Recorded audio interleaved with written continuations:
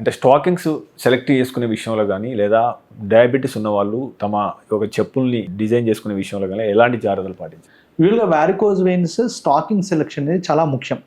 చాలా మంది ఏం చేస్తారంటే మెడికల్ షాప్కి వెళ్ళడము, ఆన్లైన్లో సెలెక్ట్ చేసుకుని స్టాకింగ్స్ కొనుక్కుంటుంటారు. దానివల్ల ఏంటంటే స్టాకింగ్స్ కరెక్ట్ సైజ్ వేసుకోకపోవడం వల్ల చాలా ఇబ్బందులు జరుగుతాయి.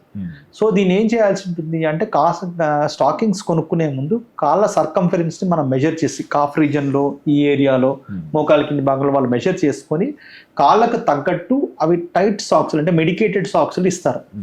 అవి ఎప్పుడైతే కరెక్ట్ సైజ్ ఉండవో కొంత ఇబ్బందిగా అనిపిస్తుంది. అంటే కరెక్ట్ సైజ్ ఉండకపోవడం అంటే ఏంటిది అంటే ఓవర్ సైజా అండర్ సైజా అని అడుగుతారు. యూజువల్గా స్టాకింగ్స్ ఒక నార్మల్ వ్యక్తికి మెజర్మెంట్ చేసి వేసినప్పుడు అది కొంచెం టైట్గా అనిపిస్తుంటుంది. కానీ అదే టైట్నెస్ ఒకవేళ అండర్ సైజ్ చేసుకుంటే టైట్నెస్ ఇంకా ఎక్కువ అవుతుంది. అలా ఉండడం వల్ల పేషెంట్కి చాలా చిరాకు ఉంటుంది, స్టాకింగ్స్ అసలు వేసుకోవడం ఇబ్బంది ఉంటుంది.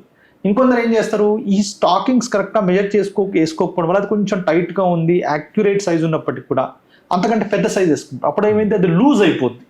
లూజ్ అయిపోయినా ఇబ్బంది. అంటే మరీ స్మాల్ సైజ్ ఉండకూడదు, మరీ ఓవర్ సైజ్ కూడా ఉండకూడదు.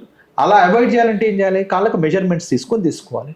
ఇంకోటి చాలాసార్లు ఏం చేస్తారంటే ఆన్లైన్లో కొనుక్కోవడం వల్ల కొన్ని వెరైటీ స్టాకింగ్స్ ఎలా అంటే చాలా లావుగా మందంగా ఉండి దాని క్వాలిటీ అనేది సరిగ్గా ఉండదు.